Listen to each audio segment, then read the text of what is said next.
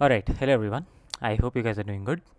So today I'm going to be discussing the solutions to some of the problems from Codeforces Round 787. So this was the Division 3 round which ended shortly and which ended like about 2 hours ago. And I'm going to be discussing problems D, E and F from this round. Since I didn't participate, I won't be discussing all of the problems. Right, and talking about the round, I think again this was yet again a very good Div 3 round. The problems were really balanced and I think they were really interesting for beginners. So it's good that we are having such beginner friendly Division 3 rounds, right? So yeah, let's just quickly go over the solutions to problems D, E and F. So let's start with problem D.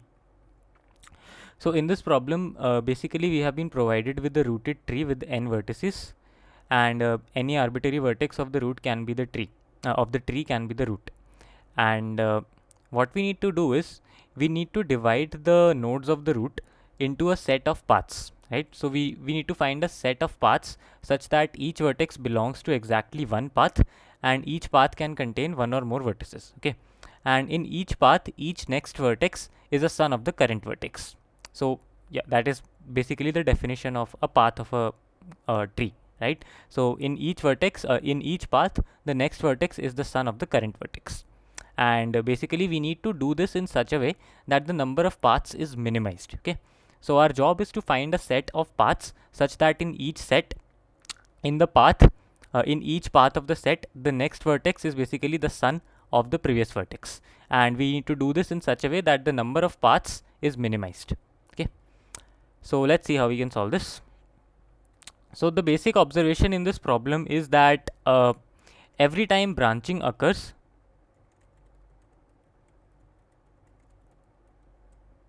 the number of paths increases inevitably.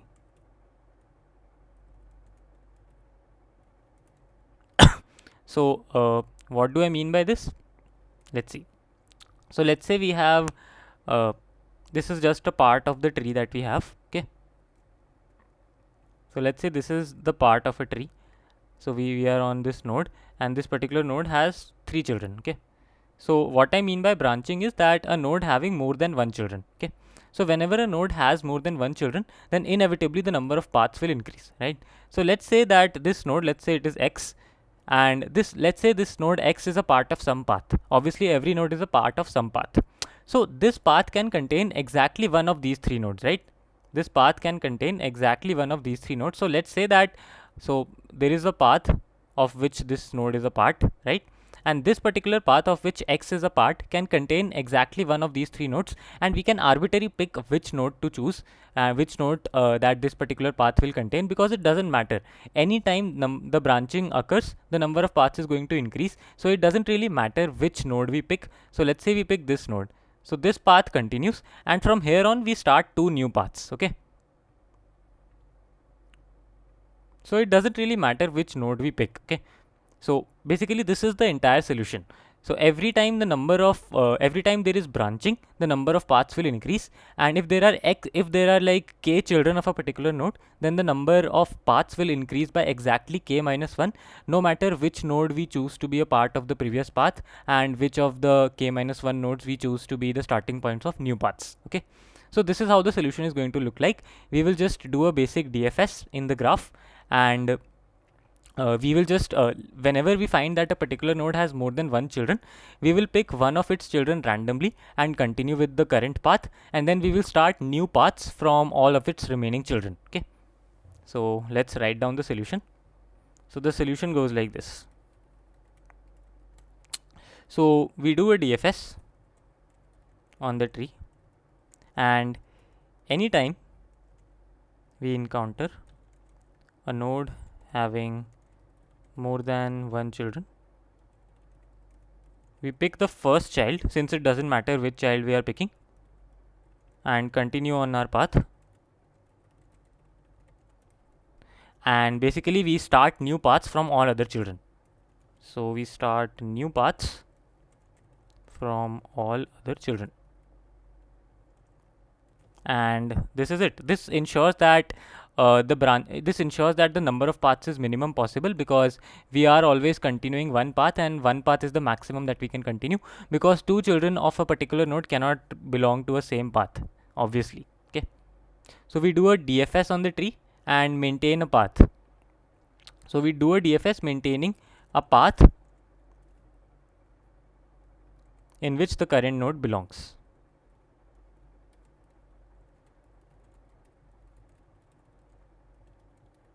Okay, so this is how we are going to do stuff, right? So this is it. This is the entire solution. So let's just have a look at the code. The code is again pretty simple. So what we are doing here is we are we are maintaining a global vector which stores the current paths that we are on. Okay, we build this tree obviously first of all, and then we do a DFS from the root of the tree. And what we are doing here is we are basically in this vector vec, we are maintaining the path we are on. I could have passed this vector vec recursively into the DFS function, but that might have TLE'd because of unnecessarily copying of vectors. So it's better to keep this vector global. So that is why I have kept it global. So what we are doing basically is that I'm having a variable done which says false currently. So done basically denotes whether we have continued our current path or not. So as soon as we encounter the first child of our current node, we continue the path, right? So we push back x into our vector, and then we do a DFS from x, and then we do stuff from x. And once we come back, we say that done is true. That is, we have successfully continued the current path, and now we cannot continue it. So basically we have to start new paths from all the other children. So then if done is true, then we say that vec is equals to the new child, and then we do a DFS from x. Okay, and finally if we encounter a leaf, then we say that this is the end of our path, obviously. So we push back this vector into our answer vector, which is a vector of vectors. Okay, and that's it. That's the entire solution. Finally we just go over all the answers that we have and output them. That's it. So that completes the solution to problem D. Pretty simple, but also quite educational for beginners, I would say. So yeah, now let's move to the next problem, problem E. Okay, so in this problem we have a string s containing lowercase letters, and we have a following operation that we can use. So what we'll do is, in an operation we will select a letter basically, and we will take out all the occurrences of that particular letter in the string and reduce them by 1. That is, we can take out all the occurrences of B and reduce them to A. We can take out all the occurrences of C and reduce them to B. We can take out all the occurrences of Z and reduce them to A, so on and so forth. So we also have a number K, which is the maximum number of operations which are allowed to be performed. Okay, we cannot perform more than K operations. So if we can perform at max K operation, our job is to find out the lexicographically minimum possible string that we can have. For beginners, the definition of a lexicographically smaller string is also provided in this problem. It is basically the string which appears the first in the dictionary. So out of all the possible strings, we need to find a string which appears first in the dictionary, in the English dictionary, right? So yeah, I hope the problem is clear enough. Now let's have a look at the solution. So solution to problem E. So the main observation here is that the order in which we apply the operations is in our hands. So the main observation, the order in which we apply the operations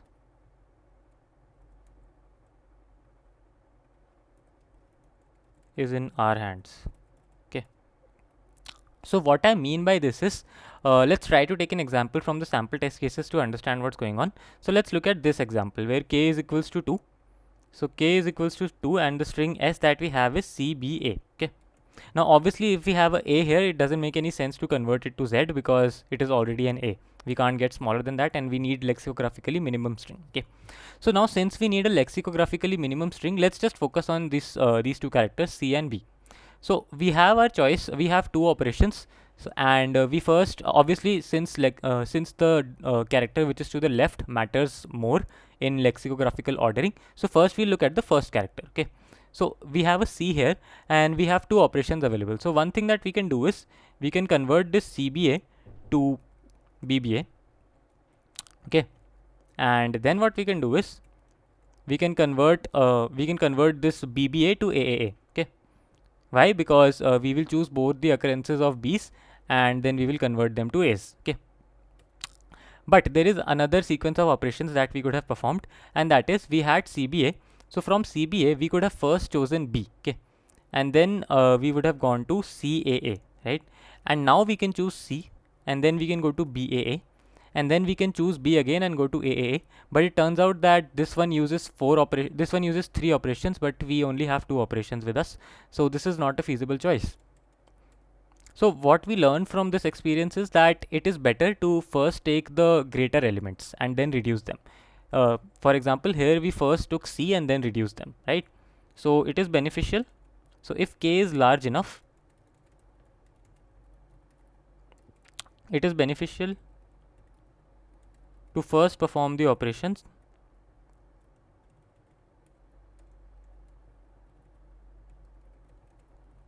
on the larger characters, bigger characters basically.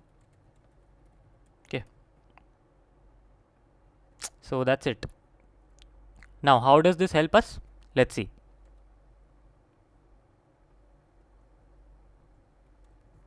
Now what happens here is,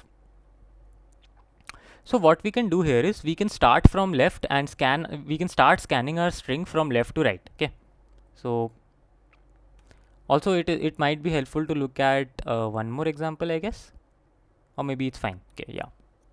So what we'll do is, let's look at, instead of this example of CBA, let's look at an example of BCA. Okay, so for BCA, the best thing is to first do the operation on C. So we will get BBA, and then do the operation on B, and we will get AAA. Okay, so what we learn from here is that if we go from left to right, what is going on is, first we encounter this B. Okay, and we say that we convert this B to A because K is equals to 2 and we have one operation left with us. So we have converted B to A, and now we have the string ACA. Okay, so this is when we are at I is equals to 1. Now when we go to I is equals to 2, what we get is that we have a C here, right? And we have to convert this C to A somehow. But instead of converting this C to A, what we can do is we can convert this C to B. And since we are converting a B to A, we will just say that we first convert a C to B and then we convert both these B's together to A. So we will convert C to the largest character, which is already converted to A.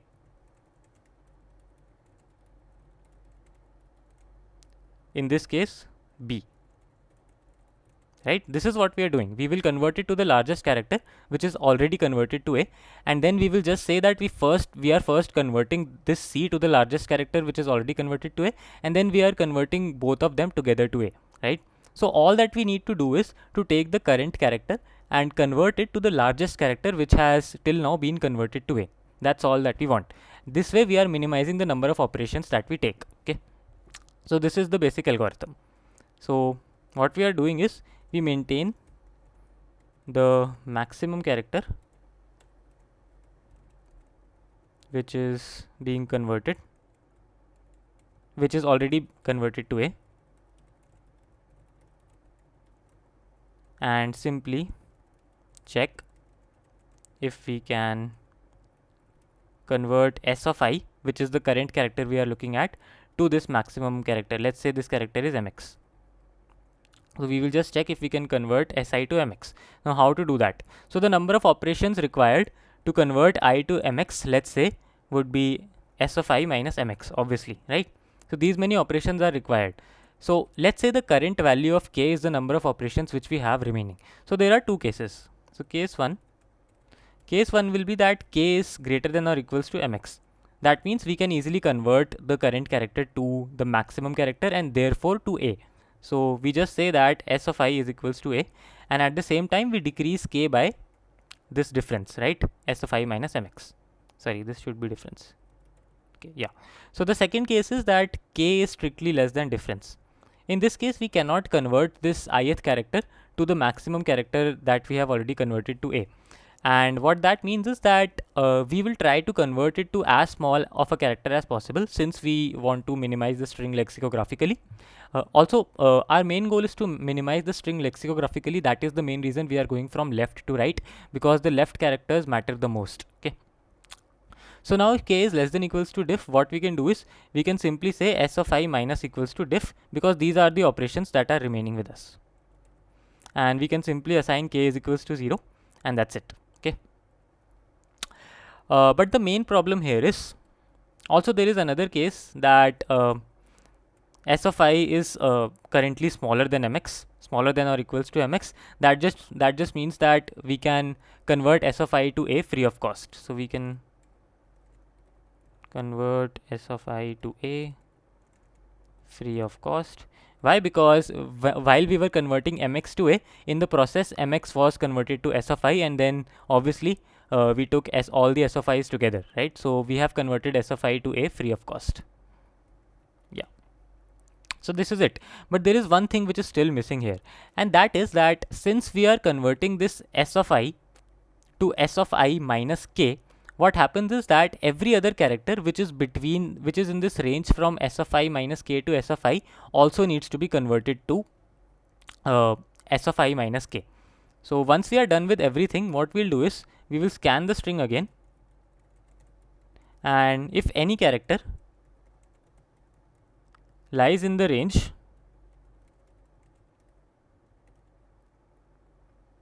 from s of I minus k, where the value of k that I'm using is this value before doing k is equals to 0, obviously. So let's say L is equals to s of I minus k. So in this range from L to s of I, right? So if we find any character in this range, what we'll do is we will simply convert it to L, right? Because that is the lowest we are going. Okay. So this is it. This basically completes our solution. These are all the cases that were involved. So now let's just quickly have a look at the code. So the code again is a bit simple here. So what we are doing is first of all, we are maintaining this maximum, which is initially 0. 0 denotes a. So the first case is that the maximum element is initially greater than s of I, in which case I simply say that s of I is equals to a free of cost. Otherwise, if my k is greater than 0, I find out this difference between s of I and the maximum element that has already been converted to a. Now again, if k is greater than equals to this difference, I maximize my maximum element obviously, and then I say that k minus equals to difference, and then I assign s of I is equal to a, obviously. But if that is not the case, then that means we have to do k is equals to 0, and the leftmost limit would be s of I. The leftmost limit would be s of I minus k, which is in ch1, and the right limit would be s of I. So now we will scan the string, and if we find any character in this range which is greater than ch1 and which is less than equal to ch2, we will assign ch1, right? Obviously.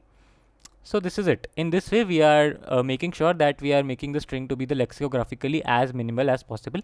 So we will just finally output s, right?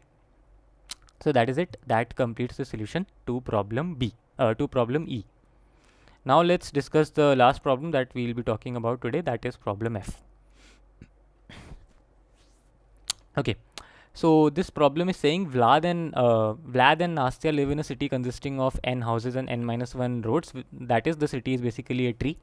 And Vlad lives in a house with index s, with index x, and Nastya lives in a house with index y. So Vlad basically has to visit Nastya, but in the process there are also k other nodes that he has to visit, k other cities that he has to visit, right? Or houses. So Vlad has to go from house number x to house number y, but in between he also has to visit all these k houses which are being provided to us. Okay. And our task is, so in 1 second he can obviously travel from one house to any of its adjacent houses, and our goal is to minimize the total time taken for Vlad to start from house x and then go to all of these k houses in any order that we want, and then go to the house y. Okay, that's our job. We'll be provided with n k, all these k houses, and the structure of the tree. Okay, and also the houses x and y. Okay, so this is what we'll be provided with. So let's see how we can solve this problem. So first of all, what we are going to do is we will root the tree at x. So let's root the tree at x. Okay, since it is our choice to root the tree anywhere, why not just root it at x? Okay, so we are rooting the tree at x. Let's say x is equals to 1 in this case, and also let's say that y is somewhere here. Let's say this 13 is a y. So let's say this 13 is y. Now, and let's say that all of these blue colored nodes which are circled in blue, these are all the special nodes that we have to visit. These are all these k nodes that we have to visit.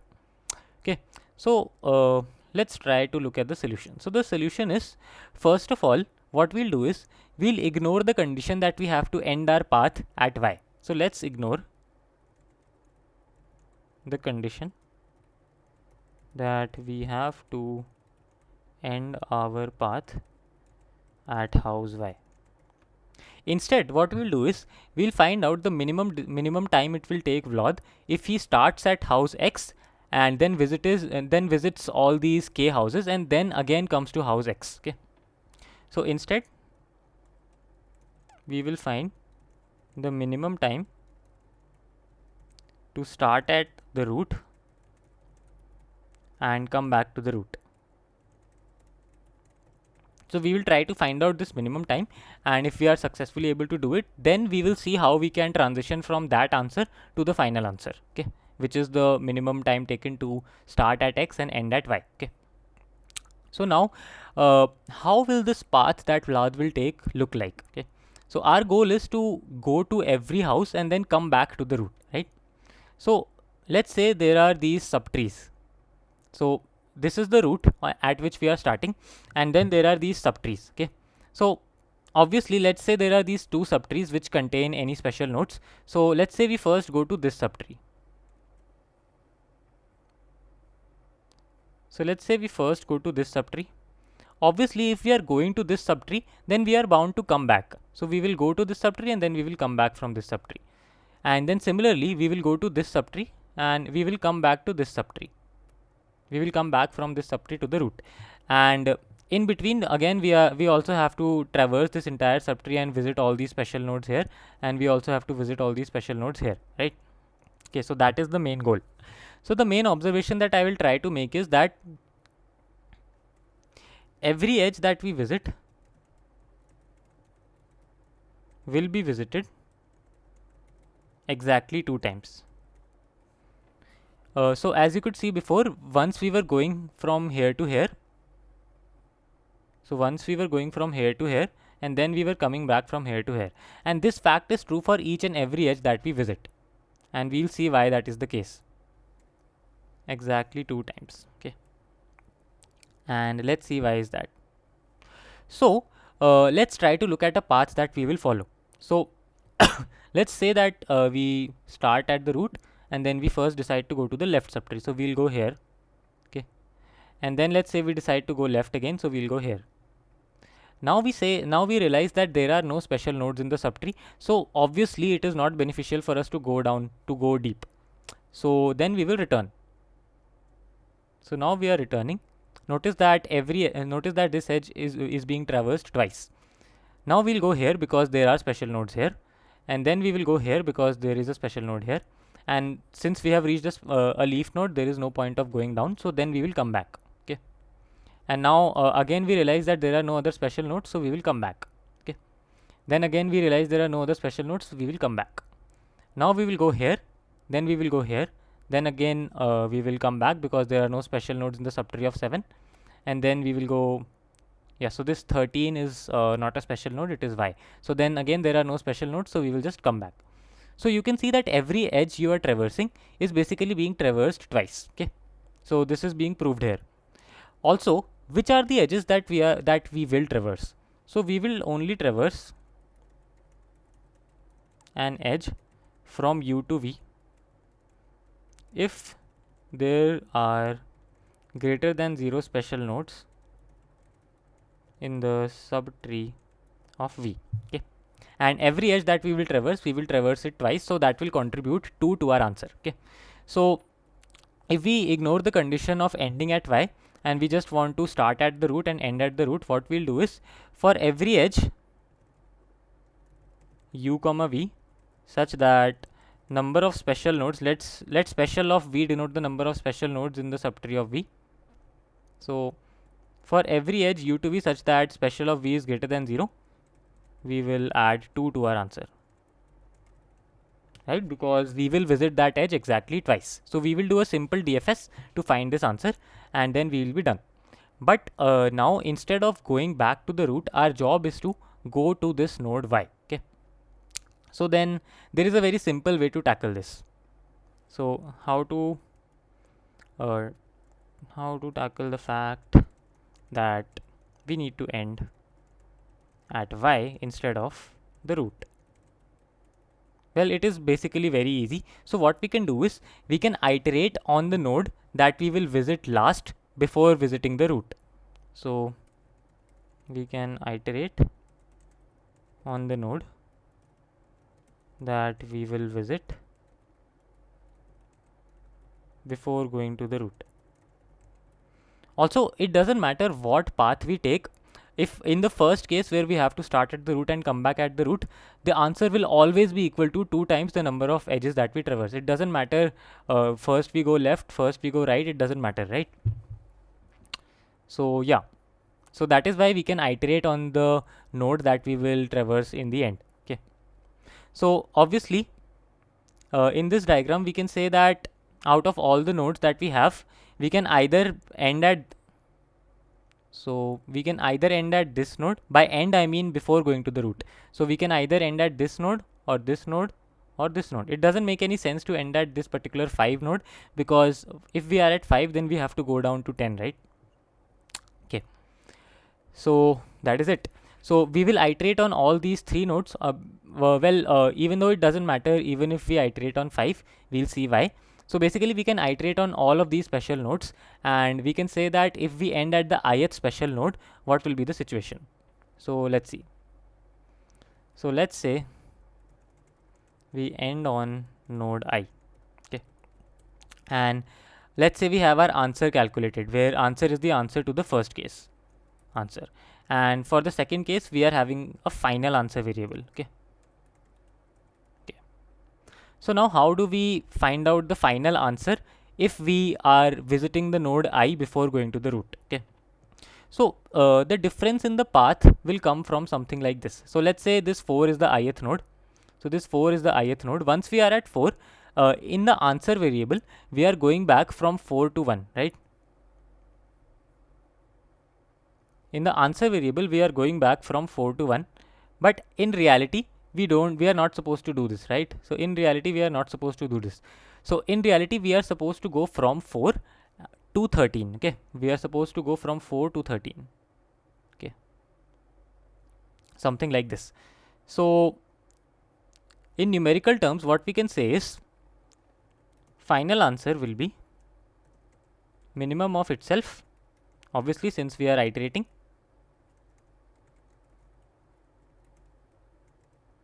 and the answer that we will get here is first of all answer. So from answer we will subtract the depth of node I. Why? Because this distance from 4 to 1 is nothing but the depth of the node I. And then instead of going to the root, obviously we are going to y. So then we will add distance of y and I. And this distance from y of I can be computed with a DFS from y. So we will just do a separate DFS from y and we will calculate this distance. We can name it something like this, dist y of I. Okay, so this is basically it. This completes the entire solution. We can iterate on which node we visit before going to the root, and then for all those nodes we can just do final answer is equals to minimum of itself and answer minus depth of I plus distance of I, and distance of I is the distance from I to y, and that's it. That will give us the correct answer. So yeah, this completes the solution to this problem. Let's just have a look at the code. So the code is again pretty simple. First of all, I take in the tree, maintain the adjacency lists, and first of all I do a DFS to calculate the counts of the number of special nodes in the subtree of every node and also the depths of every node, taking the root as x. Okay, so that is the first DFS. And in the second DFS what I do is I am basically just going over all the edges. If I realize that special of x is 0, special of x is greater than 0, then I am adding 2 to my answer and then I am doing DFS. So basically now I have my answer variable ready with me, and now in the third DFS I am minimizing my final answer variable. So I am saying that initially final answer is equals to infinity, and then I am trying to minimize it. So if I am currently at a special node, then what I do is I minimize final answer with itself and answer minus depth of the current node plus distance of the current node. Okay, and that is it. And distance variable can be just taken into the recursion of the DFS. So yeah, this is basically it. Then we go to the adjacency list of X, adjacency list of the current node, and then we just carry out a DFS, right? So that is it. That completes the solution to problem F, and these are all the problems that I was supposed to discuss. So thanks for watching, and I will see you in the next one.